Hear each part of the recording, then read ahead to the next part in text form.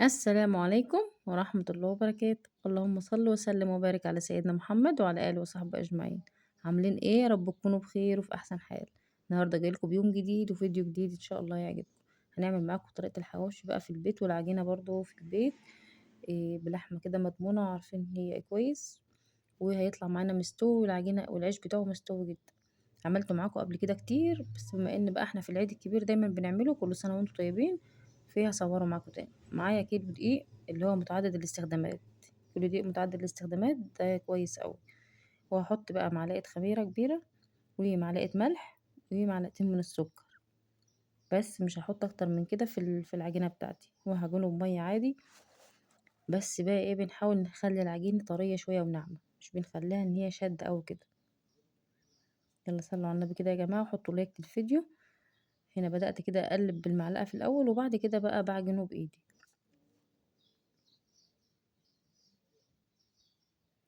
كيلو دقيق، وانا برضو هعمل كيلو من اللحمة المفروم. إيه، بس كيلو اللحمة لما انا حطيت عليه بقى كيلو من البصل وحطيت الفلفل، زاد معايا، يعني حسيت ان هي زادت عن قربت في 2 كيلو كمان. فتفضل معايا حشوة، فانا عينتها في الفريزر. هنا بقى في الاخر بعد ما العجينة اتلمت معايا، حطيت بقى شوية من الزيت. هبدأ المها بالزيت كده واسيبها بقى لحد ما تتخمر معايا.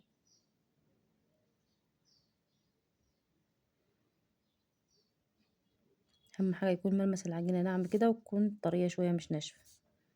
رشيت عليها برضو رشة من على الوش زيت، وهغطيها واسيبها بقى عم تستريح شوية كده وتتخمر. هيكون عملنا بقى ايه الخلطة بتاعتنا. انا هنا كنت فرمة اللحمة ومجهزاها، وجايبة حتة دهنة كده لوحدها. او مش متوفر عندكم دهن او ليا بتتفرم لوحدها، فعشان انها كانت متجمدة فانا كنت بشرها في المبشرة، مش عاملاها في الكب. لان الحواوشي عايز يكون اللحمة فيها دهن. جبت معايا كيلو من البصل، كيلو بالظبط على كيلو اللحمة المفروم، وهقطعه كده وافرمه في الكب. هنا خلصت بقى البصل بتاع تقطيع، هفرمه.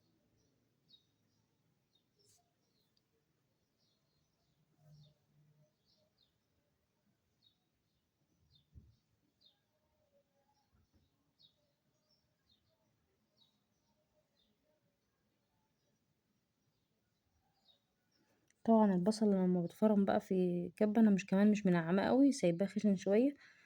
إيه، بجيب مصفى كده وبصفي منه كميه السوائل اللي فيه.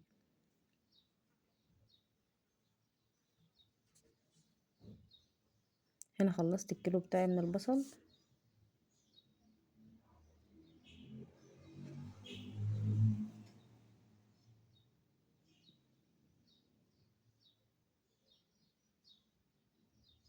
هنا بعد ما حطيته في البوله دي، بعدها جبت بقى مصفى وصفيت كميه السوائل اللي في البصل كلها. هجيب بقى الفلفل بتاعي، حامي بارد بقى حسب ما انتوا حابين. انا جايباه بارد على حامي الاتنين، وحاطه فيهم كده فلفل احمر عشان بيديله لون كويس.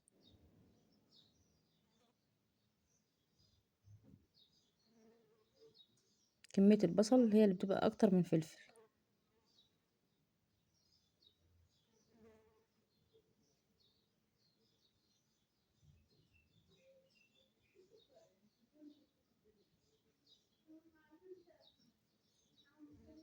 برضو مخليه خشن شويه، مش منعمه قوي. وعندي بقى هجيب ايه حبيتين من الطماطم.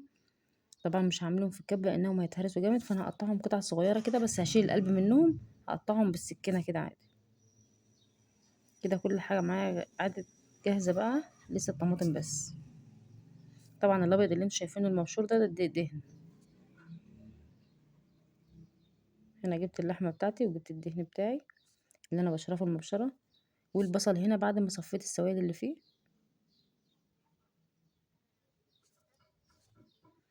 وده الفلفل حامي على بارد.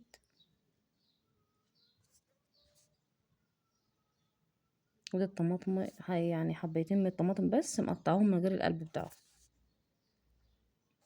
والمكونات دي كلها بقى هعجنها عجنه كويسه كده. حطيت معلقه من الدقيق، وحطيت ايه معلقتين من البابريكا عشان بتديلها لون وطعم حلو. وحطيت بقى ملح، بهارات بتاعتي، فلفل اسمر، كمون. لو انتوا عندكم بقى في بهارات الحواوشي بتشترى كده من عند العطار تحطوها، مش عايزين بس زودوا الملح شوية عشان الملح بيطعمه. وحطيت برضو رشة من البصل البودر والثوم البودر. شفتوا بقى العجينة الكمية ما شاء الله زادت معايا ازاي، عشان البصل بقى ضاعف الكمية. فانتوا بقى اعملوا حساب البصل اللي هتحطوه والفلفل والحاجات التانية، فبقوا قللوا اللحمة شوية. هنا بقى هنضف الرخامة كويس، صبنها كده تصبينة كويسة، عشان انا هعمل عليها العيش بتاعي بتاع الحواوشي. هفرده عليها، فلازم هنضف كل حاجة بقى، ان انا مقطعة اللحمة هنا وعاملة كل حاجة. هنضفها بقى وهغسل كل المواعين اللي انا استعملتها هنا، نضفتها ونشفتها وخليتها زي الفل. وجبت كمان الصاج بتاعتي او الصينية اللي انا هحط عليها العيش بتاعي اللي ادخله الفرن. وهنا العجينة كانت اتخمرت وطرية خالص مش ناشفة، ولا حطيت فيها بيكنج باودر ولا حطيت حاجة، هي الخميرة والملح والسكر، والعجينة بتمط معايا وزي الفل. هتقطعوا بقى حسب ما انتوا عايزين بقى حجم الرغيف. رشة من الزيت كده على الصينية اللي هقطع عليها.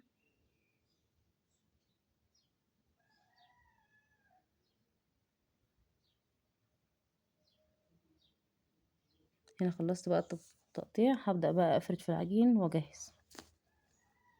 ولعت الفرن، يعني اول ما بدأت افرد اول رغيف في الوقت ده كنت مولعة الفرن.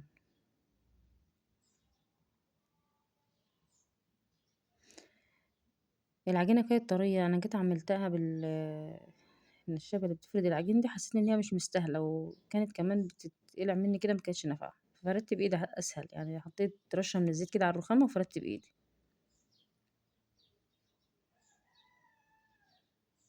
ممكن تحطوا بقى الحشوة في قطعة من العجينة واحدة بس، وتقفلوها تاني وترجعوا تفردوهم. بس انا حبيت القطعة فوق وقطعة تحت، دي بتسهل يعني اوي، بتبقى سهلة، والرغيف كمان مش بتقطع معايا.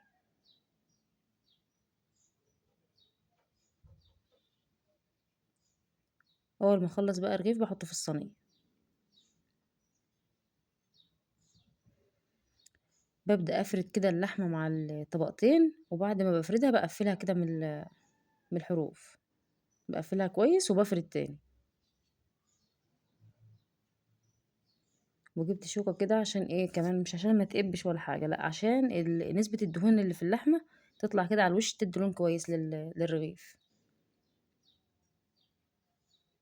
انتوا عايزين ترققوا بقى، عايزين تخنوا الرغيف شوية، حسب انتوا بتتحكموا في السمك بتاعه.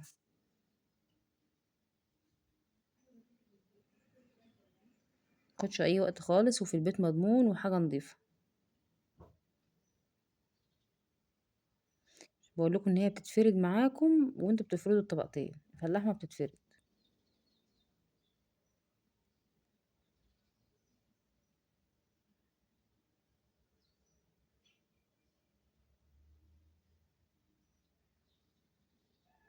بعد ما بقفل برجع افردها تاني.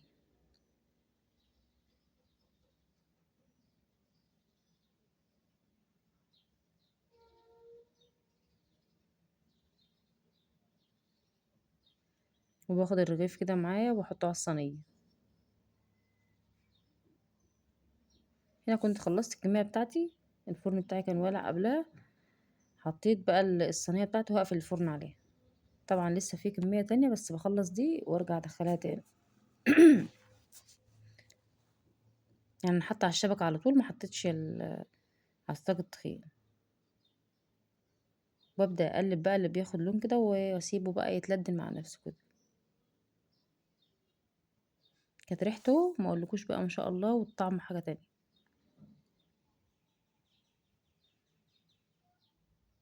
طبعا هنا فاض مني كمية من اللحمة بالحشوة بتاعتها معمولة. جبت كيس وطلعت الهوا منه، وقفلتها كويس وحطيتها في الفريزر. هتستعملوها في اي حاجة تانية تبقى جاهزة. طلع معايا مقرمش ومستوي كويس وحلو بصراحة، طعمه حلو وريحته ما شاء الله. مخدش معايا وقت خالص. هنا بقى الكمية التانية حطيتها في الصينية اللي بيستوي، بطلعه على طول. هبدأ افتح لكم كده كام واحد.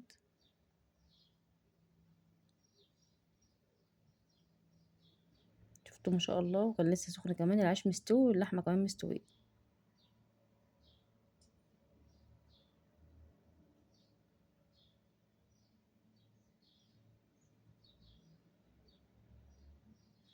يلا يا جماعة كده صلوا على النبي، واللي لسه مشتركش في القناة ينزل يشترك ويفعل الجرس ويختار كلمة الكل، ويحط لايك للفيديو.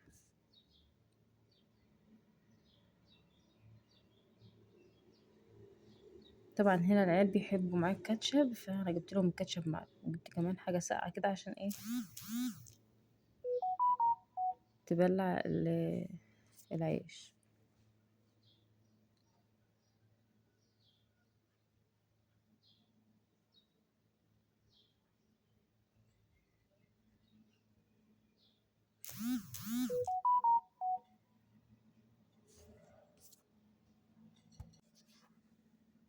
هنا كنت بعمله بالمعلقه كده، ان هو كان بيخرفش يعني، مقرمش من بره كده ومستوي كمان في نفس الوقت.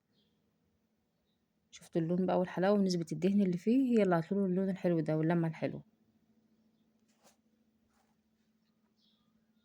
كان مظبوط، الملح مظبوط، وهو كان حامي شويه من الفلفل اللي انا حطيته، بس كان طعمه حلو.